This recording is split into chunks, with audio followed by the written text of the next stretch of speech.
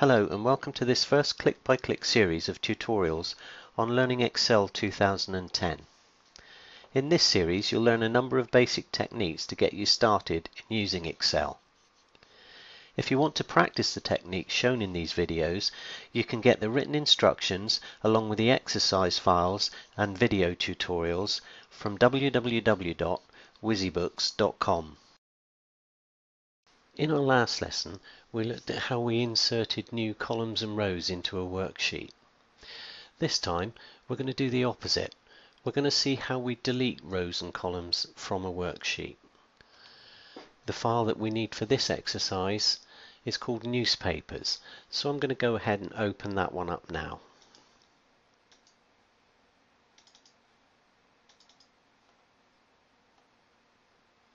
To make sure you get the right file, we've got 3 newspaper files in here. We want the one without the number, so just plain newspapers. Double click that and the newspaper file opens.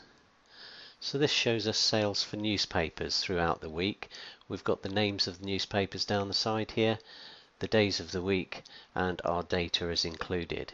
First thing I want to do is to delete this row here.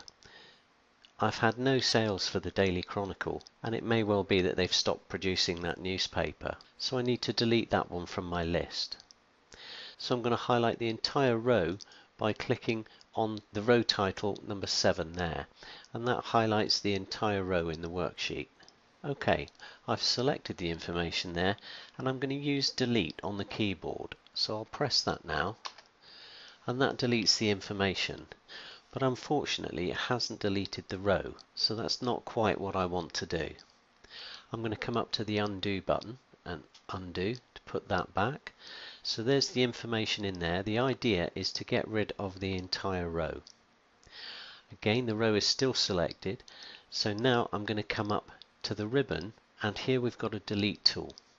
And again, this delete tool is split into 2 halves. If I click the bottom half, it gives me a list of options, so I can delete cells, I can delete rows, or I can delete the entire sheet.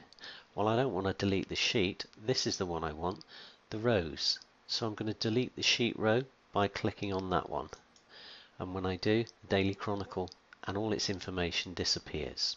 I can also delete multiple rows. So if I look here, I've got my Sunday newspapers down here, and the information on those for the weekdays is always going to be 0, whereas our Sunday sales are going to contain the data that we need. So I've got a whole bunch of zeros here, and of course I've got a whole bunch of zeros up here because we don't sell daily papers on a Sunday.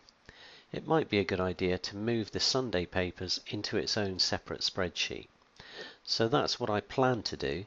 So I'll need to get rid of the Sunday papers from this worksheet because they won't be relevant with this data. What I can do here is I can select multiple rows by clicking and holding the mouse button down and then dragging down there. So I'm clicking in the row titles. So once again, let's just have a look at that. Hover your cursor on the row title number 10.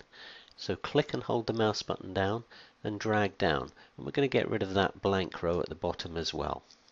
So I've highlighted the rows that I want to get rid of. I'll come back to delete, click on that tool, and once again I'll choose delete sheet rows. And when I do, all of those rows are deleted, and now I've just got the daily papers in here.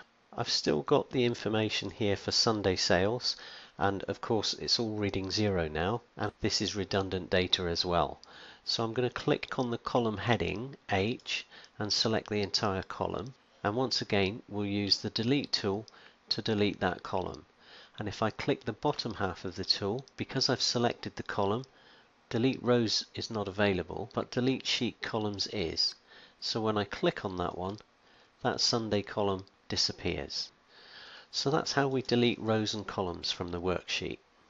We're going to be using this worksheet in future lessons, so let's go ahead and save this one so that we've got our own copy of it. I'll come up to the File tab and click Save As. The Save As dialog box will open, and I'm making sure that I'm in the correct folder, so exercise files, that's where I want to save it. And the name that I'm going to give this is My Newspapers. So I'm just going to type My at the beginning of the file name there, and then I'm going to choose Save. So that file is now saved back to our exercise files folder, and we can go and open that one up in future lessons. So that's how we delete rows and columns from a worksheet.